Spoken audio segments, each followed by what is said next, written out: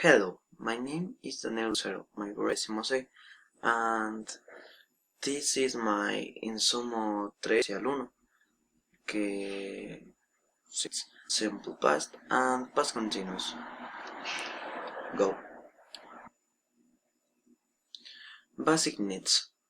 Basic needs are necessary and are food and drink, clothes, entertainment, healthcare, education, money, and home. Que eso es la bebida, vestimenta, entretenimiento, salud, educación, dinero y casa o hogar. Past simple or simple. The past simple is used to terms that were complete in a time period before the present time. Positive. Make the past simple, used and complement. For example, Juana played in the park. Negative. To make the past continuous form. Subject más auxiliary verb, did, más not, más verb in base form, and más complement.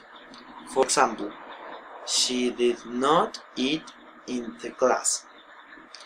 And did she play in the park?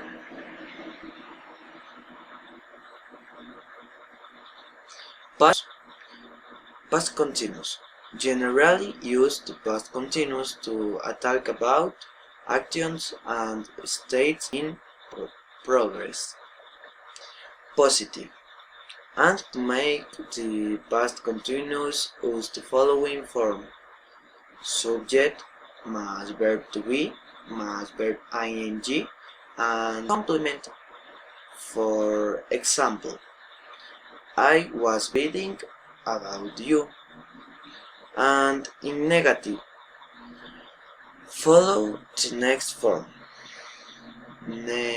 El subject, we, not, and verb and ing. For example, Christina was not learning in the school.